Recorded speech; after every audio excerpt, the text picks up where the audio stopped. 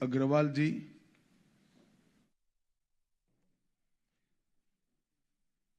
महानिर्देशक एनआईए श्री प्रवीण वशिष्ठ जी, विशेष कार्यकारी अधिकारी गृह मंत्रालय राकेश अग्रवाल जी, अतिरिक्त महानिर्देशक एनआईए, और आज इस सभागार में और वर्चुअल मोड में देश भर से देश को आतंक से सुरक्षित करने की गतिविधि के साथ जुड़े हुए सभी अधिकारीगण, सबसे पहले तो मैं एनआईए के पूरी टीम को और विशेषकर दाते जी को बहुत बहुत बधाई और साधुवाद देना चाहता हूं, क्योंकि गत सम्मेलन और ये सम्मेलन के बीच के समय में जितने भी बिंदु तय हुए थे वो सभी का 100% क्रियान्वयन करने का काम एनआईए ने किया है। गत सम्मेलन में मैंने अपेक्षा व्यक्त की थी कि एनआईए जांच एजेंसी नहीं है।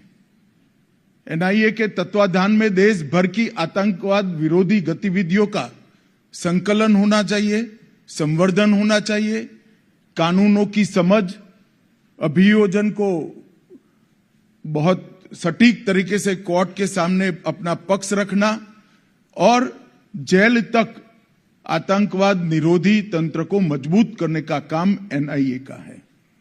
ये 1 वर्ष के कार्यकाल के अंदर बहुत अच्छा काम हुआ है और मैं फिर से एक बार एनआईए की पूरी टीम को बहुत बहुत बधाई और साधुवाद देता हूं। आज 11 पदक विजेताओं को भी यहां सम्मानित किया गया है। पहले जब मैं कभी व्यवस्था में नहीं रहा तब मुझे किसी का सम्मान होता था, पदक मिलता था तो एक फॉर्मेलिटी लगती थी, मगर राज्य में गृह मंत्री बना, देश में गृह मंत्री बना, और जब अधिकारियों के कठिन परिश्रम को और उनकी शिद्दत को देखता हूं तब मुझे लगता है पदक देने की प्रक्रिया कहीं न कहीं बहुत छोटी है इनके परिश्रम के आधार पर। ये मैं 11 के 11 अधिकारियों को बहुत बहुत बधाई और साधुवाद देना चाहता हूं। आजादी के 75 साल समाप्त हो गए। देश की सुरक्षा को बनाकर रखने के लिए अब तक 36,468 पुलिस कर्मियों ने देश की आंतरिक सुरक्षा और सीमाओं की सुरक्षा को बनाए रखने के लिए अपना बलिदान दिया है। वो सभी को मैं मनपूर्वक आज सर्वोच्च बलिदान देने के इनके जज्बे को बहुत मनपूर्वक श्रद्धांजलि देना चाहता हूं और उनके परिवारजनों का भी धन्यवाद देश की ओर से करना चाहता हूं। आप सभी जानते हैं कि 2019 से और पहले 2014 से ये 10 साल के अंदर मोदी जी के देश के प्रधानमंत्री बनने के बाद आतंकवाद के खिलाफ एक ठोस रणनीति लेकर भारत सरकार चली है। मोदी जी का एक घोष वाक्य जीरो टॉलरेंस अगेंस्ट टेररिज्म, ये न केवल भारत समग्र विश्व ने आज स्वीकार किया है और ये 10 साल के अंदर भारत के अंदर टेररिज्म के खिलाफ लड़ने की एक मजबूत इकोसिस्टम खड़ी हुई है। हालांकि बहुत कुछ करना बाकी है, परंतु 10 साल के काम का विहंगावलोकन करें तो संतोषजनक चित्र इस 10 साल में हमारे सामने खड़ा हुआ है। इस पर मैं बाद में बात करूंगा, परंतु इस प्रकार की कॉन्फ्रेंस बहुत उपयोगी है, क्योंकि हम सभी जानते हैं कि हमारे देश के संविधान ने लॉ एंड ऑर्डर को एक प्रकार से राज्यों का अधिकार माना है, राज्यों का मुद्दा माना है। लॉ एंड ऑर्डर राज्यों का अधिकार हो, मुद्दा हो, वो बहुत उचित निर्णय है और इसकी सराहना जितनी कम की जाए इतनी कम है, क्योंकि इतने बड़े देश में कानून और व्यवस्था सेंटर नहीं संभाल सकता, परंतु जहां तक आतंकवाद से निपटने का सवाल है, राज्यों की अपनी सीमाएं हैं, राज्यों की भौगोलिक सीमाएं भी हैं, संवैधानिक सीमाएं भी है और आतंकवाद और आतंकवादियों की कोई सीमा नहीं है। वो अंतर्राज्यीय भी षड्यंत्र करते हैं, अंतर्राष्ट्रीय भी षड्यंत्र करते हैं और इसके खिलाफ अगर हमें सटीक तरीके से अपनी रणनीति बनानी है तो एनआईए का उपयोग कर इस प्रकार के सम्मेलनों से आतंकवाद को, नारकोटिक्स को, हवाला के काम को और कई प्रकार की अनेक गतिविधि जो देश की न केवल सीमा, अर्थतंत्र और कई प्रकार की सुरक्षाओं को खतरे में डालती है, इसके खिलाफ मजबूत लड़ने का तंत्र बनाना है। तो इसका एकमात्र रास्ता आज के जैसा सम्मेलन है और ये 2 दिन के सम्मेलन में अभी प्रेजेंटेशन में दिखाया अनेक विषय लिए गए हैं। मैंने भी 1 महीने से इनकी तैयारी को बारीकी से देखा है और मुझे भरोसा है कि ये सम्मेलन सिर्फ चर्चा का प्लेटफॉर्म नहीं बनेगा, इस सम्मेलन से कुछ एक्शनेबल पॉइंट निकलेंगे जो हमारी देश की आतंकवाद के खिलाफ की लड़ाई को मजबूत करेंगे, ठोस आधार देंगे और परिणाम लक्ष्य भी बनाएंगे। इस सम्मेलन की उपयोगिता तभी ही है कि कॉन्फ्रेंस में निकले हुए एक्शनेबल पॉइंट को हम थाने तक ले जाएं, बीट तक ले जाएं और बीट से लेकर एनआईए के डीजी तक पूरे तंत्र को आतंकवाद के खिलाफ के खतरों से जागरूक करने का हम अगर काम करते हैं तभी ये सम्मेलन को सफल माना जाएगा।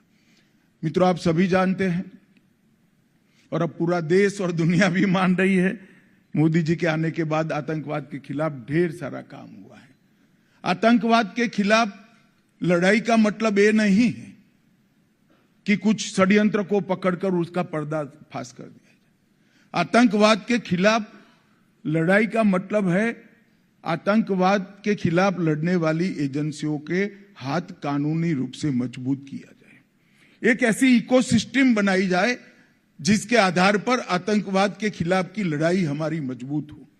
और मैं आज आप सभी को बताना चाहता हूं, क्योंकि पिसमिल होते जाता है, हम लोग इसको एक पेपर पर रखकर जब देखते हैं तभी मालूम पड़ता है कि कितना विराट काम ये 10 साल के हुआ है। 2 अगस्त 2019 को हमने एनआईए एक्ट में संशोधन किया जिसमें नए अपराध भी जोड़े और एक्स्ट्रा टेरिटोरियल क्षेत्राधिकार भी दिया। एनआईए अब विदेश में भी जांच कर सकती है। यूएपीए में भी 14 अगस्त 2019 को संशोधन किया और संपत्ति जब्त करने का अधिकार दिया और व्यक्ति को और संगठन को आतंकवादी घोषित करने का अधिकार भी हमने यूएपीए के तहत दिया, जिसका बहुत संयमित परंतु सटीक उपयोग ये 5 साल में हमारे तंत्र ने किया है। हमने गृह मंत्रालय द्वारा डी रेडिकलाइजेशन के प्रयासों का समन्वय किया गया। विभिन्न मंत्रालयों ने भी अपनी रणनीति तैयार की और एक संस्थागत तंत्र स्थापना करने का काम भारत सरकार के गृह विभाग ने 5 साल के अंदर करा है। आतंकवाद की फंडिंग को नियंत्रित करने के लिए 25 सूत्रीय इंटीग्रेटेड योजना 2020 में बनाई गई, जिसमें आतंकवाद के हर स्वरूप को, जिहादी आतंकवाद से लेकर नॉर्थ ईस्ट के आतंकवाद से लेकर वामपंथी उग्रवाद से लेकर फेक इंडियन करेंसी नोटों से लेकर नारकोटिक्स तक ढेर सारे कदम उठाए गए। एफसीआरए से लेकर रेडिकलाइजेशन की फाइनेंसिंग से लेकर अवैध हथियारों की तस्करी तक 4 एजेंसियों में काम बांटकर सामंजस्य के साथ ये इकोसिस्टम को तोड़ने का काम किया गया और इसके बहुत अच्छे नतीजे मिले हैं। मल्टी एजेंसी सेंटर मैक की वर्किंग को रिवैम्प किया गया। मल्टी एजेंसी सेंटर का 2022 का जो ऑर्डर निकला है, इसके अंदर न केवल मैक के दायरे को बढ़ाया गया, इसको साइबर सुरक्षा, narco terrorism, gun running, organise crime network और उभरते हुए कट्टरवादी हॉटस्पॉट, इसकी एक कंटिन्यूअस मॉनिटरिंग की एसओपी भी बनाई गई, जिसके परिणाम स्वरूप ढेर सारे गुनाहों को हम होने से पहले रोकने में सफल हुए हैं। और जब ये मीडिया के मित्र भी खड़े हैं, मैं उनको हमारे अधिकारियों की ओर से एक बात बताना चाहता हूं कि जब कहीं पर 1 किलो आरडीएक्स पकड़ा जाता है तो 2 कॉलम भी इसको समाचार नहीं मिलता है, प्रसिद्धि नहीं मिलती है, मगर ये 1 किलो आरडीएक्स का बम बनकर अगर धमाका होता है तो दिनों तक आप रिपोर्टिंग कर रहे हैं। जो अभी मैक का दायरा बढ़ाया गया, इसके कारण ढेर सारे गुनाहों को होने से पहले रोकने में हमने सफलता करी। नेशनल मेमोरी बैंक को स्थापित किया गया और उसको प्रभावी रूप से लागू करने के लिए काम किया गया। इंफॉर्मेशन के आधार पर एक सेंट्रल डेटाबेस की रचना भी की गई। कई सारे डेटाबेस राष्ट्रीय स्तर पर बनाए गए हैं, मैं बाद में इसकी बात करता हूं, जिसके उपयोग से हम नीचे तक आतंकवाद को मूल से उखाड़ फेंकने के लिए हमारे प्रयासों को फायदा हो सकता है। एसपीजी एक्ट में भी सुधार किया, आर्म्स एक्ट में भी सुधार किया, वेपन मैन्युफैक्चरिंग सेक्टर में प्राइवेट सेक्टर को तो जरूर खोला, परंतु इसके सुरक्षा के सारे नियमों को चौक चौबंद किया गया। लगभग 15 से ज्यादा ऑर्गेनाइजेशन को टेररिस्ट ऑर्गेनाइजेशन, अनलॉफुल एसोसिएशन घोषित किया गया और अभी 7 नए ऑर्गेनाइजेशन को भी किया गया है। और ये सारी नीतियों की इफेक्टिव इंपैक्ट मैं दावे से कह सकता हूं कि आज हमें दिखाई पड़ता है। 2014 के बाद देश में कोई बड़ी टेरर घटना नहीं हुई है। इसमें हमारे पुलिस बल ने सफलतापूर्वक इसको निरस्त करने का काम किया। और 2006 से 13 और 14 से 21 आतंकवादी घटनाओं का हिसाब किताब करें तो 70% की कमी आतंकवादी घटनाओं में दिखाई पड़ी है। और ये जो 30% भी है, इसमें पुलिस एक्शन को भी, आतंकवादियों के साथ जो मुठभेड़ होती है, इसको भी शामिल किया गया है। इसका मतलब ढेर सारा हमने आतंकवाद की प्रवृत्ति को रोकने में सफलता पाई है। आतंकवादियों की सेल्फ लाइफ में भी कमी आई है, जो पहले 2 साल तक थी, अब कुछ दिनों तक इसको सीमित करने में हम सफल रहे हैं। आज इस सम्मेलन में 21 राज्यों के पुलिस प्रमुख हैं और सभी राज्यों के आला अधिकारी शामिल हुए हैं। हमने ये 5 साल के अंदर ढेर सारे डेटाबेस को क्रियान्वयन किया है। नेटग्रिड एक केंद्रीकृत डेटा एक्सेस सॉल्यूशन है। नेटग्रिड का उपयोग करने के लिए एसपी तक एक कार्य संस्कृति का विकास होना चाहिए। जब तक नेटग्रिड के डेटा के उपयोग की कार्य संस्कृति विकसित नहीं होती है, नेटग्रिड का डेटा कोई काम नहीं है, वो एक इलेक्ट्रॉनिक कपबोर्ड है। मैं चाहूंगा कि ये इलेक्ट्रॉनिक कपबोर्ड में डेटा की जो ज्वेलरी है वो आपके थाने तक पहुंचे, आपके एसपी तक पहुंचे, इसलिए आप सबने काम करना पड़ेगा। एनआईए ने एनटीडीएफएसी का डेटा बनाया है, राष्ट्रीय आतंकवाद का डेटा और उसका विश्लेषण केंद्र बनाया है, अभी वो बनने की प्रक्रिया में है, परंतु इसको समृद्ध करने का काम आपको करना चाहिए। एंटी टेरर डेटाबेस भी बन चुका है, निदान के द्वारा नार्को अपराधियों का डेटा बन चुका है, नफीस के अंदर 3 करोड़ से ज्यादा फिंगरप्रिंट का डेटा आज उपलब्ध है, जो आपके पुलिस स्टेशन से एक्सेस इसको मिल सकता है। एनकोड नारकोटिक्स के समन्वय मैकेनिज्म का हमने एक प्लेटफॉर्म बना दिया है और मानस एक हेल्पलाइन भी बनाई है नारकोटिक्स के रोकथाम के लिए। ये सारे डेटाबेस को उपयोग कर इस साइलो में पड़े डेटाबेस को एआई का उपयोग कर इसके एनालिसिस और उपयोग के लिए भी अब एनआईए इनिशिएटिव ले रही है। परंतु मेरा सभी राज्यों के पुलिस प्रमुखों को आग्रह है और विनंती भी है कि आपके सभी स्तंभ की ट्रेनिंग में ये डेटा के उपयोग को हिस्सा बनाइए। अमित गर्ग जी यहां बैठे हैं, हम राष्ट्रीय अकादमी में तो अब बनने वाले सभी एसपी को इसका ढंग से प्रशिक्षण देंगे, परंतु जब तक डीवाईएसपी, पीआई, पीएसआई इस सबको भी ये डेटाबेस के उपयोग का महत्व नहीं समझाएंगे, मैं नहीं मानता इसका उपयोग हो पाएगा। तो मैं चाहता हूं कि इसका उपयोग ज्यादा हो, और मैं एनआईए को भी कहना चाहूंगा कि क्वेरी बेस्ड एक्सेस के माध्यम से ये डेटा को नीचे पहुंचाने में आपने भी कोई तंत्र को समन्वयित करना चाहिए और तंत्र की रचना करनी चाहिए। रैंसमवेयर, मेलवेयर, ये सब से ये डेटा की सुरक्षा की जिम्मेदारी भी एनआईए ने ही लेनी पड़ेगी।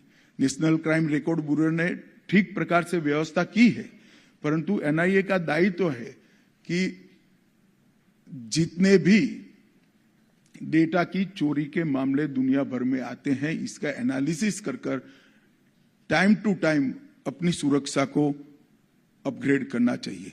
एनआईए एक्ट में हमने जो सुधार किया, इसमें ह्यूमन ट्रैफिकिंग, साइबर, आतंकवाद, विस्फोटक पदार्थ का अधिनियम और आर्म्स एक्ट को भी अब हमने डाल दिया है।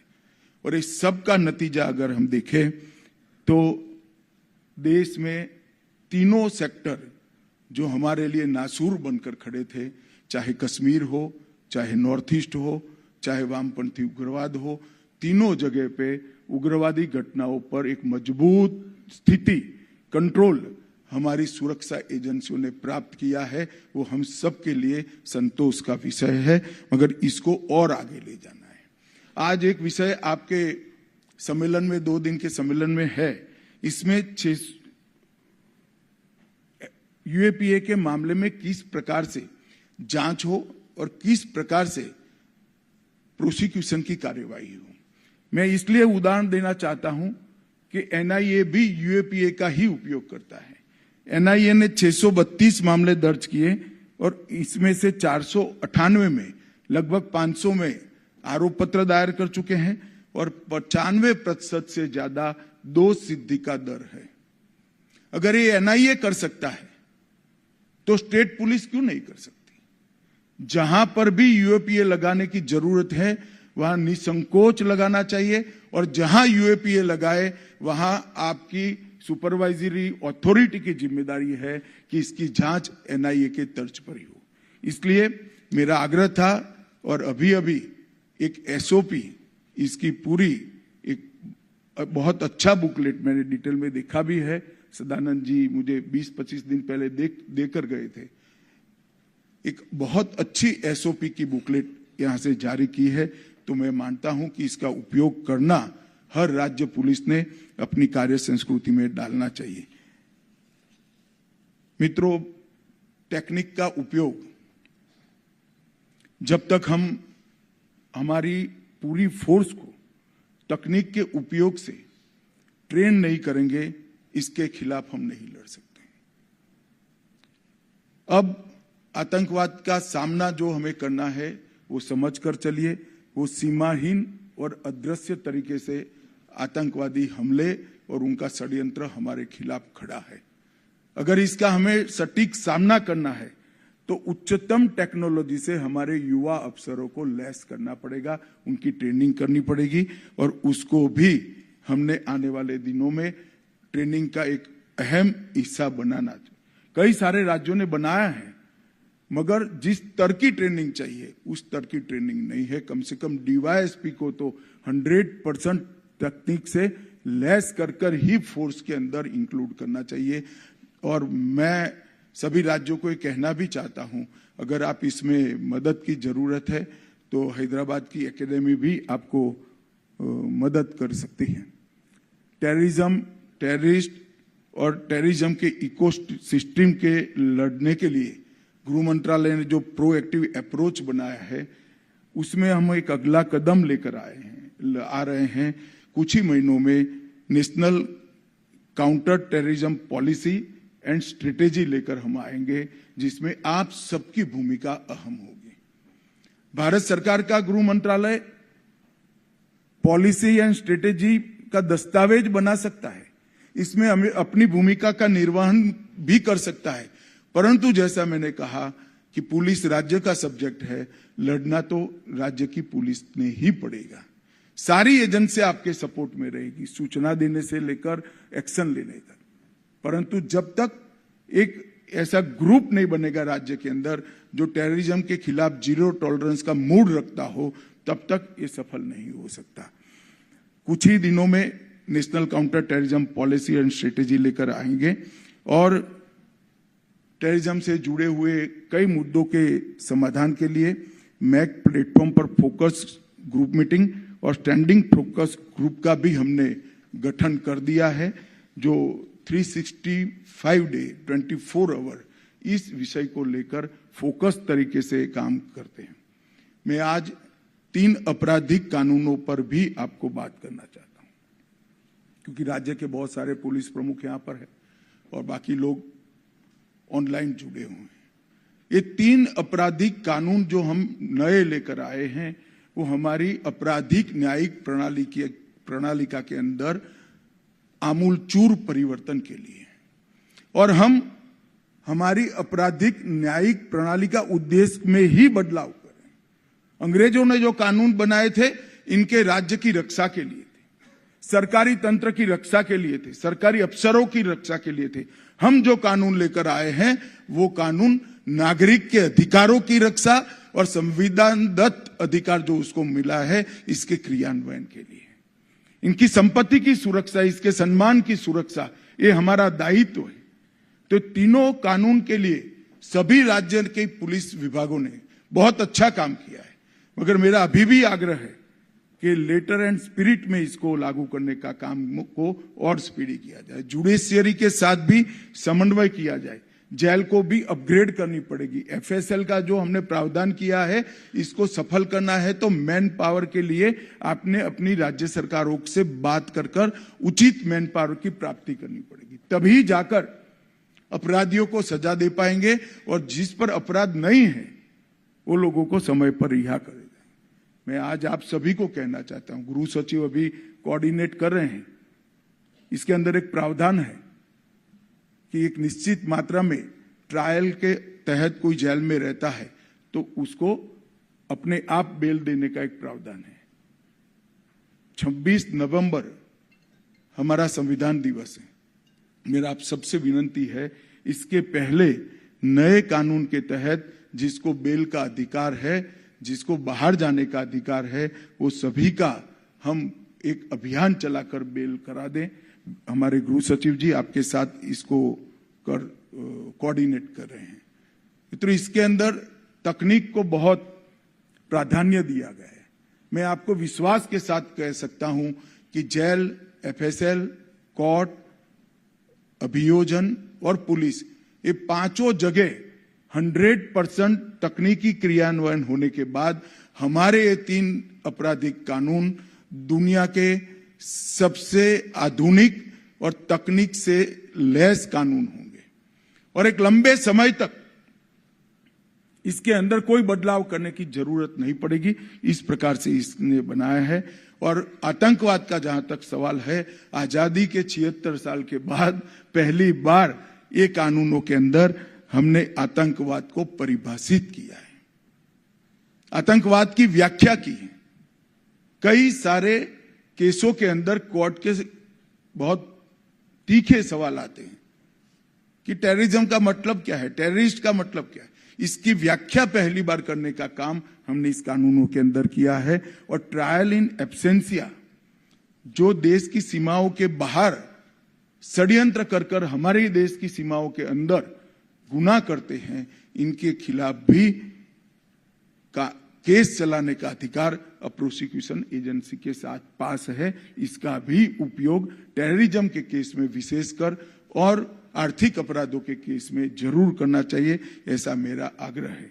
फोरेंसिक प्रयोगशालाओं के अवस्थापन के लिए हमने ढेर सारे इनिशिएटिव लिए हैं।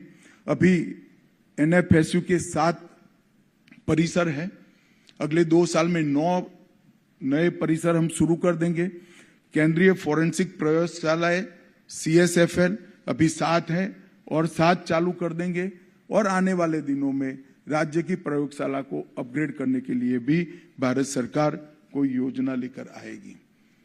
3 साल के बाद इस देश में हर साल लगभग 35,000 के आसपास फॉरेंसिक साइंस के अलग अलग प्रकार की ट्रेनिंग लिए हुए ग्रेजुएट, डबल ग्रेजुएट और डिप्लोमा होल्डर बाहर निकाल पाए। इस प्रकार का शिक्षा का व्यवस्था भारत सरकार ने ऑलरेडी कर दिया है। आतंकवाद विरोधी अभियान के लिए हमने होल ऑफ गवर्नमेंट अप्रोच को भी लेना पड़ेगा, सबको एक साथ लेना पड़ेगा और एक एकीकृत एंटी टेरर इकोसिस्टम बनानी पड़ेगी।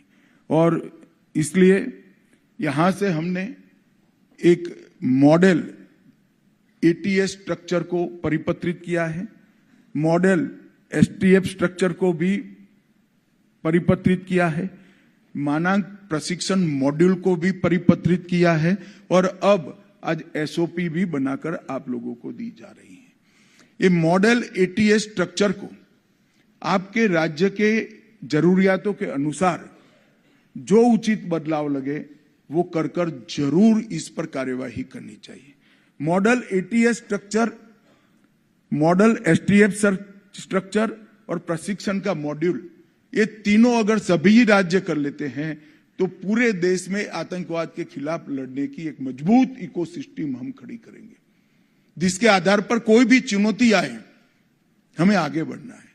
एक बात आप समझ लीजिए, मोदी जी ने तय किया है और इनके साथ देश के 140 करोड़ की जनता ने तय किया है कि भारत अब रुक नहीं सकता। भारत 2047 में हर क्षेत्र में दुनिया में सबसे प्रथम होगा और विकसित भारत 2047 में बनेगा। अगर ये करना है, इसके लिए हमें सुरक्षा को सुनिश्चित करना पड़ेगा और आने वाली सभी हमारे सामने जितनी चैलेंजेस हैं, इसका जवाब हमारे साथ होना चाहिए, हमारे पास होना चाहिए। तो इसके लिए एक टेरर इकोसिस्टम के खिलाफ एकीकृत एंटी टेरर इकोसिस्टम हमने बनानी पड़ेगी और इसके लिए एटीएस, एसटीएफ, प्रशिक्षण और प्रोसिक्यूशन की एसओपी, ये चारों में सामंजस्य होना बहुत जरूरी है। और मेरा आग्रह है, इसमें कहीं पर भी राज्यों के अधिकार कम नहीं होते हैं, हर राज्य ने ही इसका इम्प्लीमेंटेशन करना है।